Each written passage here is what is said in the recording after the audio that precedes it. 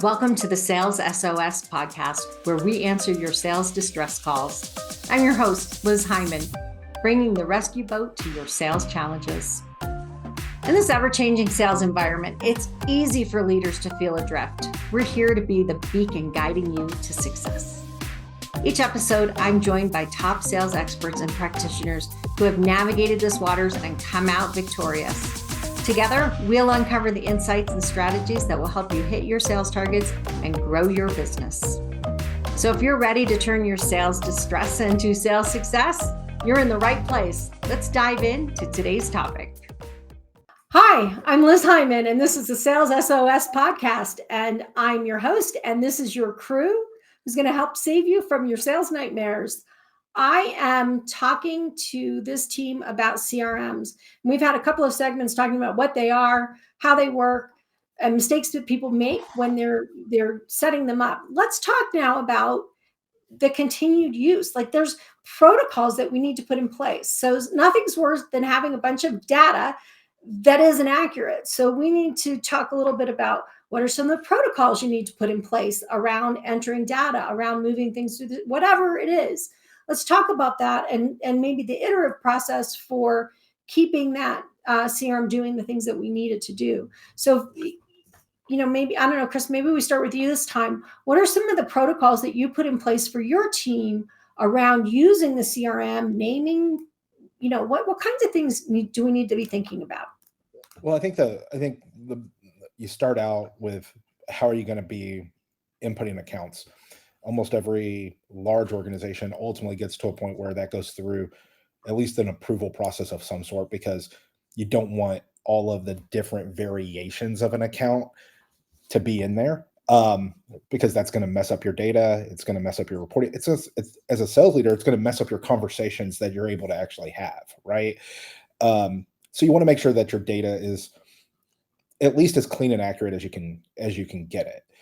So you make that part easy. The other thing that you want to be able to do is make sure that you're able to find the information that you need, that it's consistently laid out, and that you're not overimposing one piece of the organization over another, as we talked about earlier. With you don't want accountants running your CRM, right?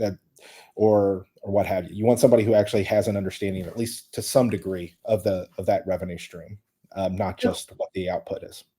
Okay, so naming protocols is where we're starting. So what do we need naming protocols around? Actually, the name of the company, the account, right?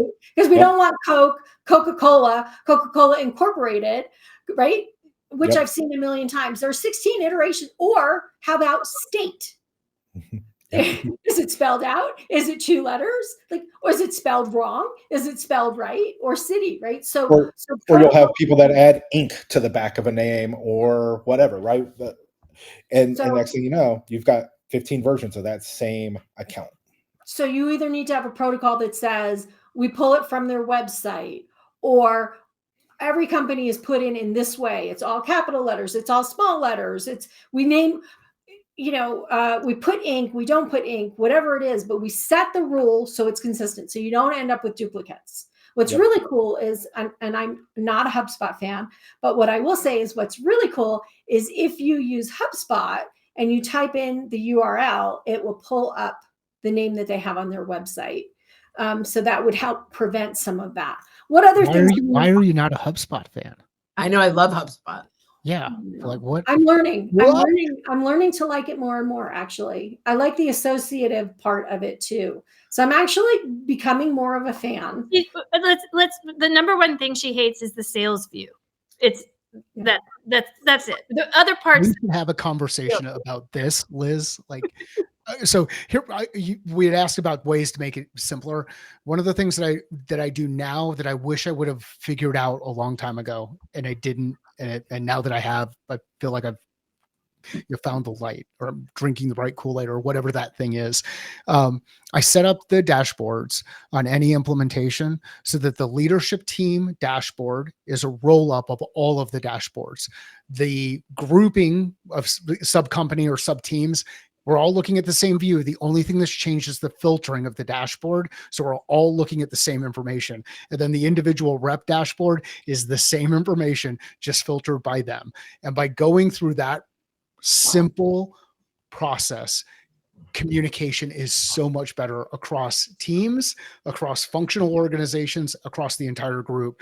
Has changed everything for me. And that is one of the reasons I'm a big fan of, and you can do it with Salesforce too, but a big fan of HubSpot and filtering that is supported in dashboards. Yeah. So dashboards are really important, and how they're set up is important. And that we all look at things the same way. Like if every person in your team looks at stuff differently, they understand it differently. So what other protocols, what other naming protocols or other protocols do we need to have? I have a big one, Liz. Yeah. This is Renee. I have a really big one, and that is in this exact same way that Chris pointed out, the input of it, like when it's person doing one contact at a time, like putting in a company name, you have to think about when you're going to be importing and integrating data from multiple sources. Yeah. And again, got to speak up here because marketers probably touch more tech than anybody in the entire company. You're going to be integrating data in from different places. You have to build it out properly, but that mapping of the integrations where you get things in, if you press one button wrong, you're going to change everything because you're changing the source of truth. So having one person oversee the protocols for the mapping of integrations and being the keeper of the source of truth, so that if somebody's like, okay, maybe you're using Salesforce and HubSpot. A lot of companies do that. Don't love it. Matter of fact, I hate it. But if you're taking marketing leads, right, and moving them into the CRM and Salesforce, you can automatically override tons of valuable sales information if you don't know what you're doing when you integrate that data, right? So you have to choose which one is the source of truth. And once you decide which one is the source of truth, how you respect the source of truth when you get that data in. And it's one of the biggest places I see process fall apart. I think you have to have naming conventions around whatever it is you sell, the product name or solution, whatever it is, have some structure that you're using for that. So it's easy for people to understand, because you can get in, especially in technology, you can get a whole lot of things that sound similar, but in reality are quite different. And if you get those things mixed up, you're going to end up with bad data, even down to that level, which means you may end up hiring for a particular thing that you think is coming and find out later that it's something very different. And next thing you know, you're worried, you're creating more problems for your business, not helping. Absolutely. What other protocols or conventions do we need? I think one is Bryn talked about it in the last episode, which is, and Chris talked about it too, which is internal training for users on how to use the CRM. Because like you said, Chris, contact type could mean a lot of different things to a lot of different people, especially because they may be coming on, we cannot assume, and most likely this is the case, salespeople move from company to company. Their lexicon and terminology of things are going to change. So you can't assume that they're all going to understand the same thing for you. That to me is one of the biggest ones. I know that this was a nightmare in the companies that I have dealt with. And before, I'm very curious to know what y'all's thoughts are. And this is specifically around data and rules around accounts that have either been merged, meaning Coca-Cola bought this other company, right? How do I preserve the history of these two companies together into one? And that may be pretty easy. For 1 second, because maybe Sure. Coca-Cola should be sponsoring us. Yeah, maybe. Catch on. That the other difficult and happens a lot is spinoffs, divestitures. So we've had companies where they split. You're a vendor for this particular company. They split. Now you want to track the history of that split. We've in the past, in one of the Fortune 100s, they split 3 times within like 2 years. So how, as a supplier, do you manage all of that and that relationship? Because typically, a lot of times, what ends up happening is somebody just creates a brand new account for that, and now you have zero history, zero conversation, nothing, right? And you do that, you lose all of it. There was Now, in that company that I consulted for, they did not have a good strategy for this. I'm so curious to know what you guys do and how you guys do that. Well, I think the first part is you actually should have some level of understanding or rules around this on how you deal with it from a salesperson perspective, right? If there's multiple accounts that if someone gets acquired or someone gets divested, who now owns that account, right? And maybe it's multiple people, but let's just assume it's one. How do you handle that? Is it the person who had the parent company? Well, what if the person who had the acquired company had done 5x the revenue over the past 24 months than the person who owned the parent company who was still trying to get in? You're still going to give it to that guy, right? Have some understanding of how you're actually going to allocate these things. If you have those rules set up, then it becomes a whole lot easier when the business decision from an entity that you have no ability to control actually splits, merges, acquires, what have you. You've got some basis for how we're going to handle it from an organizational perspective. Yeah. I'm going to add one that I can't believe would come out of my mouth, but privacy and security protocols. Because I never think in terms of this, but it just popped in my head, the ability to or not to be able to, who can download information, who can get to that content. And I think that's something that is, especially as an emerging company, that you have to really think about is, I guess, level of user privacy and security. I don't know. I don't know much more about that, but it just popped in my head, and it's pretty important to keep more and more important. It was actually going to be my next point too, Bryn. I agree with you wholeheartedly. User permissions, a lot of protocol around user permissions. I have come in on multiple occasions right as an entire department has quit. Right. That's part of like why I've come in. I mean, believe it or not, and especially over COVID, this was happening a lot. You get one person leaving, and in some of these smaller companies, there's a little bit of chaos. One person leaves, and then it's like a domino effect of a bunch of people leaving. And almost to a T, all of them had someone export their all the client lists and take them with them to a competitor. Right. Right. So separate of that, you also have privacy issues with adhering to rules and regulations, particularly if you're a regulated market. If you have HIPAA regulations or something like that, or legal repercussions, you have to be if you have a company that has any data on minors, you have to be extremely careful on how that data is treated as well. So user permissions that protect the company and protect the customer, but also protect employees, right? I've seen a marketer like brokenhearted and scared of being fired because they thought they were deleting a list and they actually deleted a bunch of contacts, right? So like you're protecting all involved when you do that. One of the things John asked about was the whole kind of merging of information. I think there are a couple of different ways that you can look at it. One is parent-child relationships inside the CRM. The other one is kind of like an AC or a BCAD type thing, where it is, what do we do prior to it, and do we have it just as a historic record, and is everything in one area as things go through? And a lot of that comes into the process stuff that Chris was talking about.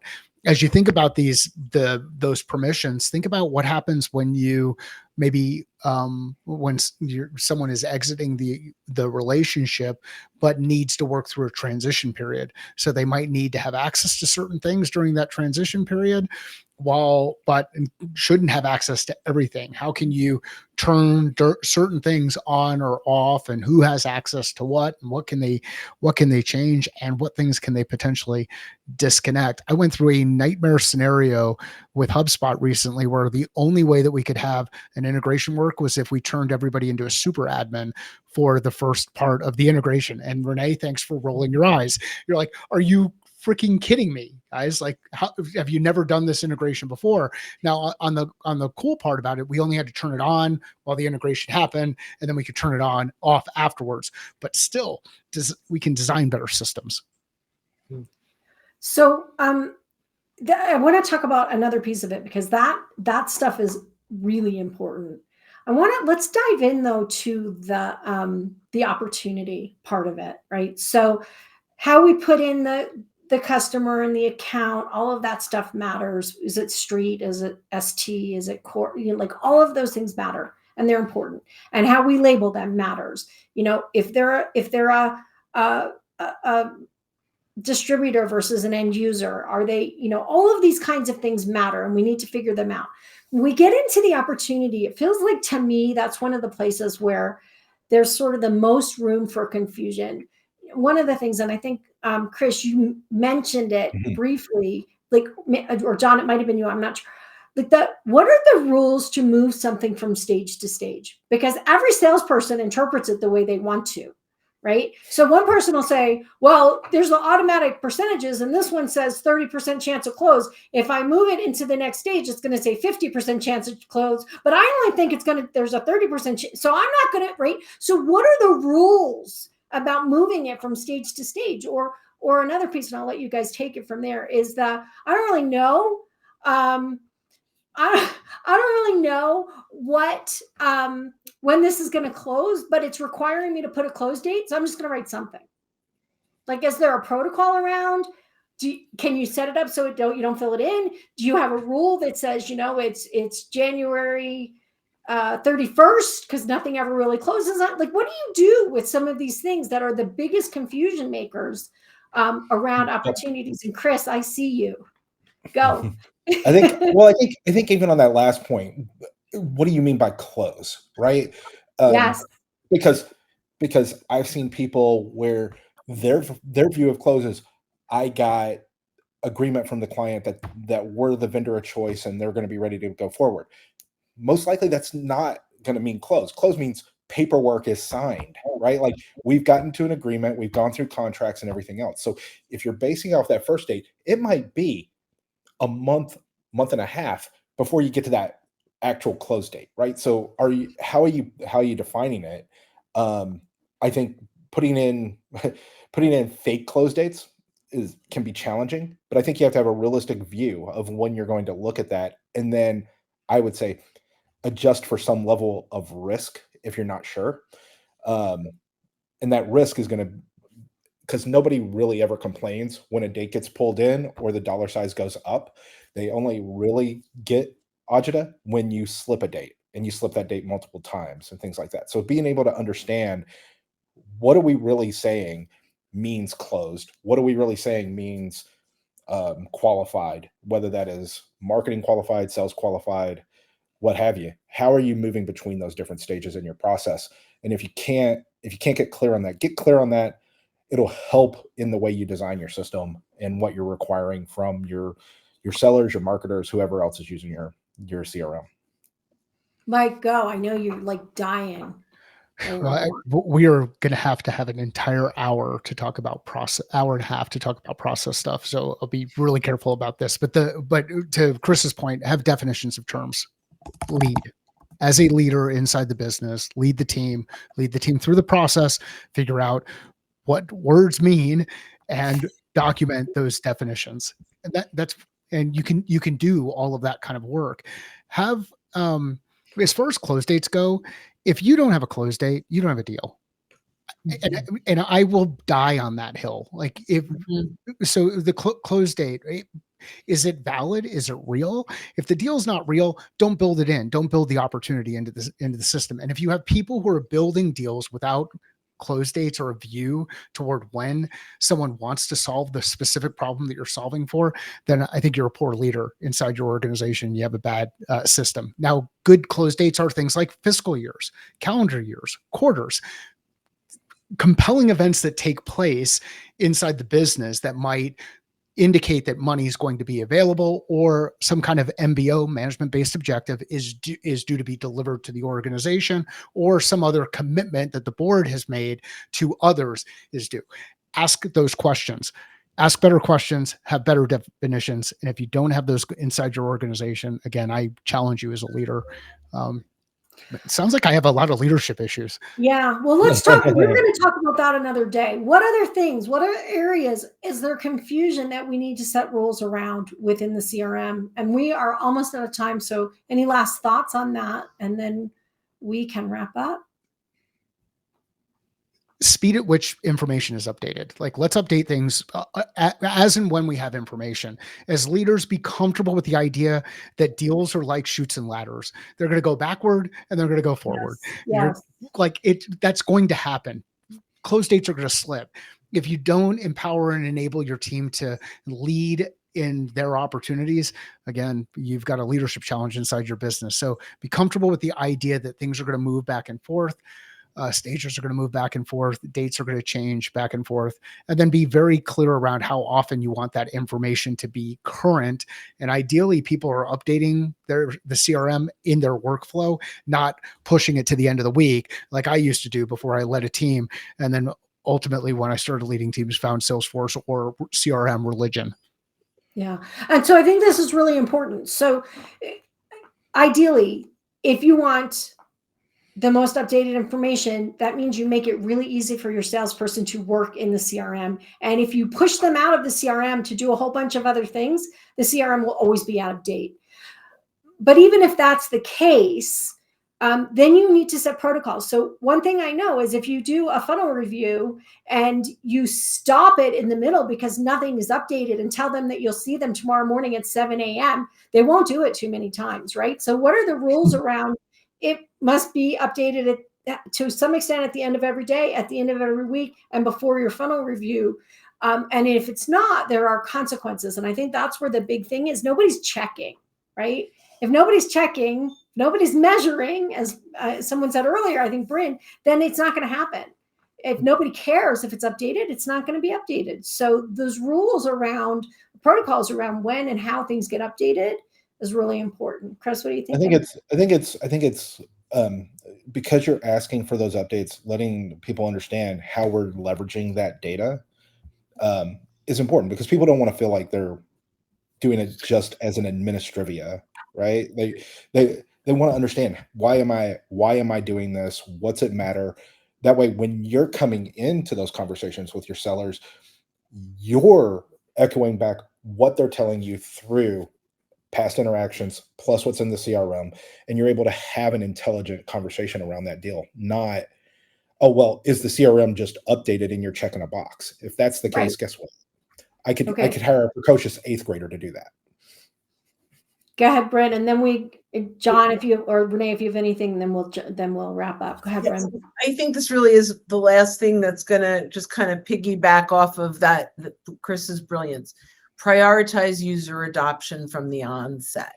You want to make sure you're involving the sales team early, you're getting their input, you're tailoring it to what you've learned from them. You've got that ongoing support, and to Chris's point, you're showcasing the value. And then you need to gather their input after implementation. You have to say, how is this working for you? Where are the gaps? Where are you getting stopped? What information are we not asking you for that we should be? What information do you have to give us that there's no place to put it, right? And I think when we do that and we're engaging the users, we're encouraging adoption, and ultimately we're creating a tool that is optimized for its purpose. I'll add one thought on top of that. Bren built on Chris. I'll build on top of that. Is one of the things I get pulled in to help with a lot with CRM is there's too much stick and not enough carrot, right?